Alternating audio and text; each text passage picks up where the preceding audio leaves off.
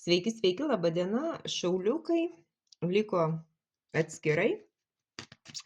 Bet, žodžiu, žiūrime, vis dėlto šaulys gruodžio mėnesį. Čia šitą, kaip sakant, dėlionę jau buvau sudėliojus, tik tai laiko pritrūko, turėjau greitai išbėgti ir, žodžiu, negalėjau dabaigti šitos prognozės, tai pradėsim nuo to, kas ir buvo. Dabar taip, energijos. Kokios gi šaulio energijos gruodžio mėnesį? Žinot, vis dėlto bus tokie įvykiai, kad vis dėlto šauliam galbūt reikės priimti sprendimus, kas nereikalinga, tiesiog kas trukdo galbūt šaulių gyvenime ar dar kažkas, kažko tai atsisakyti. Va būtent reikės labai gerai viską apsvarstyti ir kažko galbūt atsisakyti.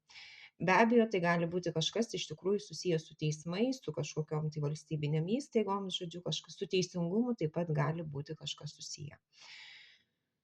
Jeigu ne, tai tiesiog galbūt atėjo laikas priimti sprendimus. Nes iš tikrųjų teisingumas tai yra, galime sakyti, mūsų karminė korta, taip?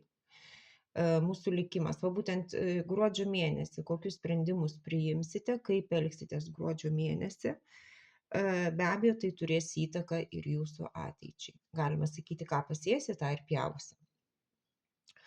Dabar savijauta. Savijauta yra kas? Iš tikrųjų, šauliai jaučiasi gerai. Galbūt va būtent ir yra kažkas tai planuojamos šventės, šeimos susibūrimai, kažkokios vestuvės, susižadėtuvės, kažkokios tai, žodžiu, kažkas tai tokio. Bet iš tikrųjų patys šauliai va būtent jie jaučiasi stabiliai. Kad kokioje gyvenimo situacijoje yra, jie jaučiasi stabiliai. Kad va gyvenime saugu, stabilu. Žiūrėkit, vis dėlto finansinėje srityje vis dėlto kažkas tai yra netikėto. Ir tas va būtent to, ko nesitikėjote, va kažkas tai vyksta būtent finansuose, materialiame pasaulyje. Tai gal vis dėlto gali būti susiję ir vis dėlto va būtent su tom energijom, taip, kad kažkas tai netikėto, bet vis dėlto tokios naujienos, kažkokie įvykiai tikrai nėra kažkokie labai malonus.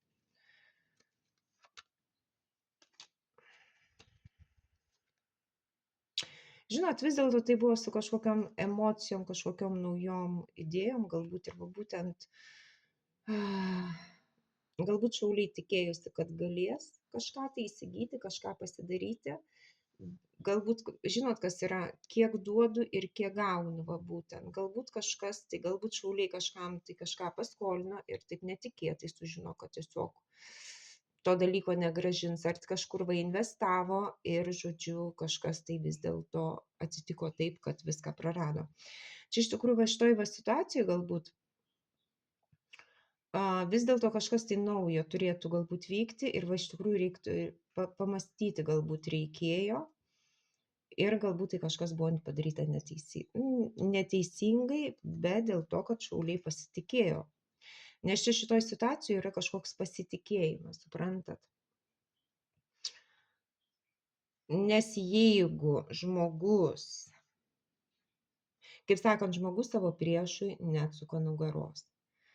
Mes nugarą atsukam tam, kuom pasitikime. Taip, o būtent šitie kardai sudurti į nugarą. Suprantat, smūgis, kaip sakant, iš nugaros. Tai vadinasi, tuom dalyku, kuom pasitikėjo, ką, žodžiu, atrodė, kad viskas gerai, draugai, pažįstami ar dar kažkas. Kažkoks įvykis, kažkas, kas atrodė saugu ir viskas labai gerai užtikrinta. Asmeniniam gyvenime jausmai šeima, šaulys, vis dėlto galbūt jisai emociškai truputėlį ir pavargęs toksai.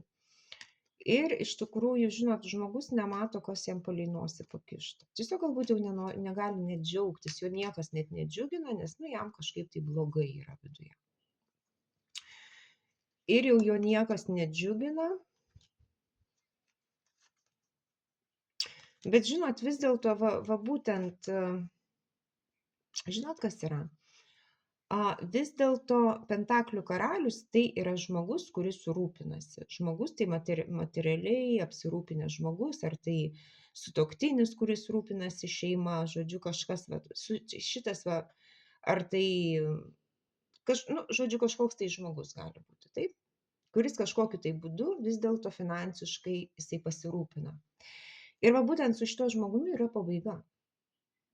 Suprantat, tai va galbūt ir materialus pasaulis, tai galbūt kažkoks tai investuotojas, galbūt kažkoks tai, nežinau kas, žodžiu, va, kažkas netikėto, suprantat, gali būti va šitam dalykė.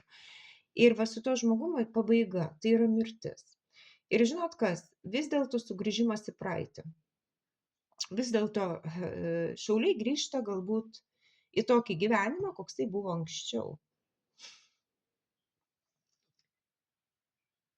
Tiesiog galbūt kažką planavo, galvojo, bet va kažkaip gaunas, kad kažkokie įvykiai pasibaigė, jų neįmanoma pakeisti ir grįžtam taip, kaip ir buvo anksčiau, suprantat, kažkokie įvykiai.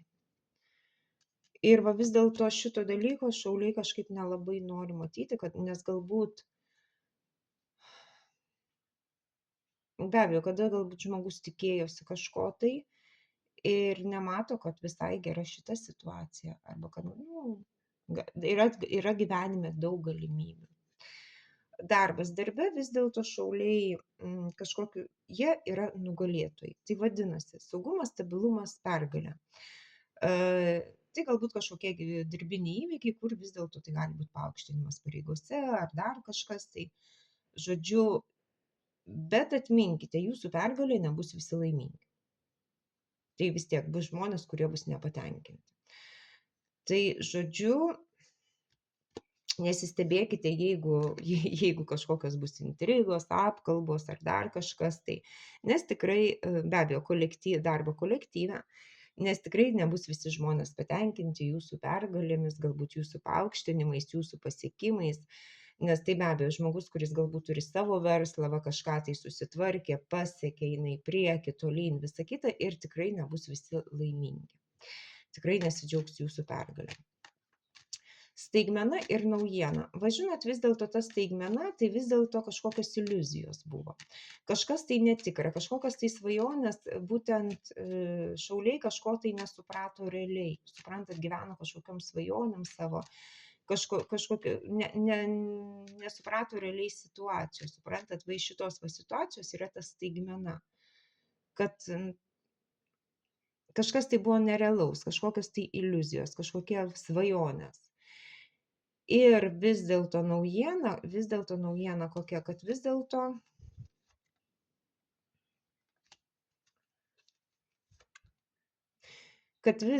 galbūt reikėtų pasikliauti savo intuiciją, arba šitoj situacijoj ta naujiena, kad reikalinga žmogui vidinė jėga.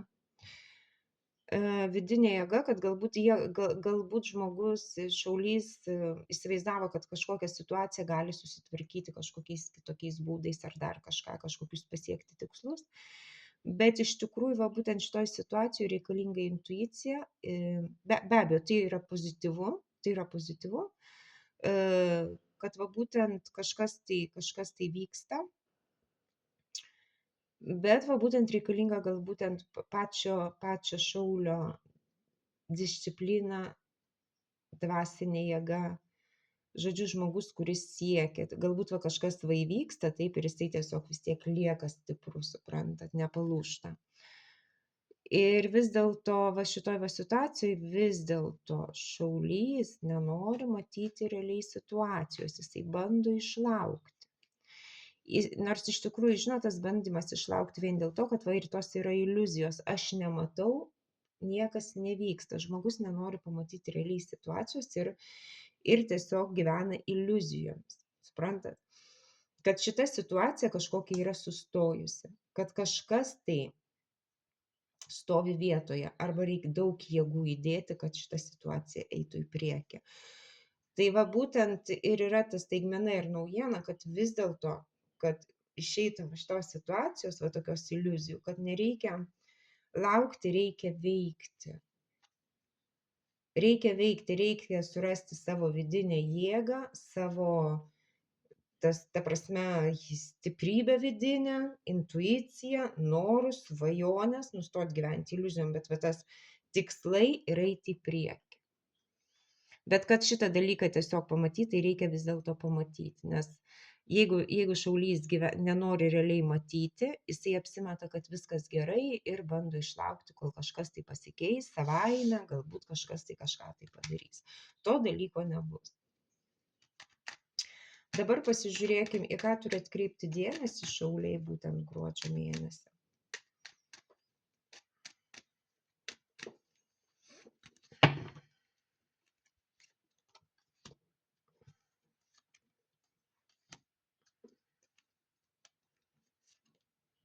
Žiūrėkit, vis dėlto šauliai turi atkreipti dėmesį į ką, kad kažkokios buvo vaikiškos svajonės, kažkokios iliuzijos, daug planų, daug dalykų, bet va būtent nieko realiai nebuvo daroma. Suprantate, tai žmonės, kurie daug šneka, kurie daug planuoja, viskas tai yra teorija, praktikos jokios nėra. Ir va būtent rezultatas, kokio tikėjosi šauliai, nėra toks rezultatas, kokio tikėjosi. Šauliai lieka nusiminę, šauliai lieka nusivylę rezultatu ir lieka įskaudinta širdimi. Tai galbūt vis dėlto ir yra va, būtent ta staigmena ir naujiena, būtent, kad reikia daryti, reikia veikti. Jeigu mes norime kažką tai turėti, reikia daryti. Nes be abejo galima, šitas variantas labai, kaip sakant, į temą. Nusipirkite gėlę, pasistatykite gėlę ir tiesiog įsivaizduokit, kad ta gėlė pati, jinai užaugs, pati žydės ir visa kita. Ir aišku, jinai po kažkiek tai laiko jinai nuvys ir viskas. Jeigu jūs tą gėlę laistysite, prižiūrėsite, tas rezultatas bus. Tai be abejo, tai reikia veikti, reikia daryti, nesvajoti, ne žodžiais, kad tuoj gėlytė kokia tu graži, va tu tuoj užaugsi, tu visa kita. Ne, to dalyko nebus. Suprantate, tai va čia tas vaikiškumas toksai, vis dėlto vaikiškos svajonės. Bet nieko realiai nedaroma, va dėl to ir lieka įskaudinta širdimi.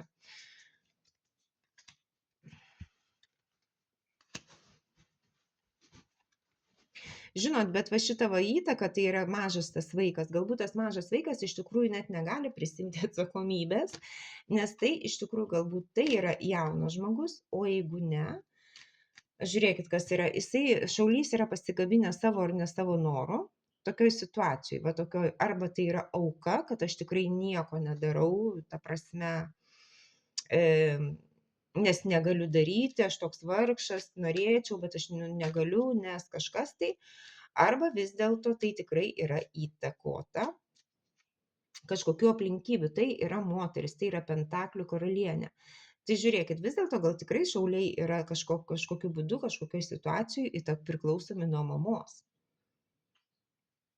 Nes pentaklių karalienė yra mama, žmona, moteris, būtent finansiškai, kuri yra saugi, stabili ir užtikrinta tiesiog.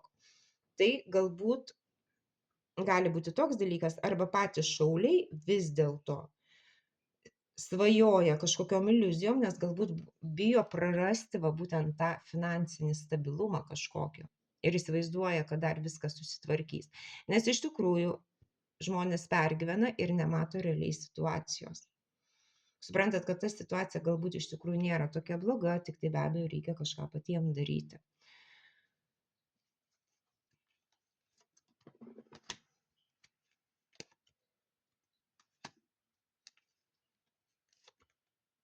Jo, žiūrėkit, vis dėlto čia, va būtent tas nesuvokimas, kažkokios paslaptis, kažkokie nesuvokimas situacijos, manipulacijos, melas, apgaulės. Manipuliacija, gali būti tiesiog manipulacijos, taip, tiesiog kaip velnias manipuliuoja. Jisai nori tiesiog, kada mes norime pasiekti kažkokį tai tikslą, tiesiog kartais būna nesvarbu kokiais būdais, taip, tai meluodami, apgaudinėdami, žodžiu, manipuliuodami žmonėmis, dėl ko? Ne dėl to, kad mes esame blogi, vien dėl to, kad mums to dalyko reikia. Tai galbūt va šitos va kažkokios tai paslaptis kažkas yra, nes vėl man krenta. Tai arba tai yra žmogaus vidiniai išgyvenimai, vaikystės traumas ir programos, būtent kurios yra laiko šaulius pakabintų šitoje situacijoje ir jie yra priklausomi tiesiog nuo šitos situacijos. Nes velnias tai manipuliuoja taip pat ir mūsų mintimis, tai yra mūsų baimės, mūsų nepasitikėjimas, dar kažkokie dalykai. Ir tai be abejo, tai viskas yra iš mūsų vaikystės. Ir va tas nesuvokimas situacijos, o galbūt tai iš tikrųjų kažkokios tai paslaptys. Iš tikrųjų galbūt kažkokios didelės paslaptys vien dėl to, kad tikrai kažkoks žmogus manipuliuoja šauliais dėl savo tikslų. Nu, žodžiu, čia kažkaip tai vis dėlto. Bet va būtent reikia, žinot, ta dvasinė vidinė jėga, ta intuicija, galbūt va reikia pasikliauti savo intuiciją, pamatyti, kad tas žmogus tikrai manipuliatorius yra ir, žodžiu, suimti savo gyvenimą į rankas ir vis dėlto tai yra mūsų dvasinė stiprybė. Suprantat, ne kažkokia fizinė. Ir tiesiog atsispirti va tom va visom manipulacijom ar dar kažką. Gal patys šauliai tokie yra.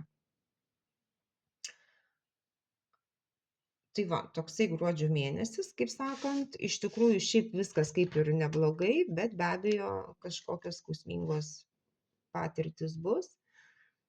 Ir va būtent kažkokios vis tiek bus tokios žinios, kad vis tiek kažkokios iliuzijos, kažkas ne taip vyksta, kaip vis dėlto tikėjosi šauliai. Tad dėkui, kad buvote ir iki.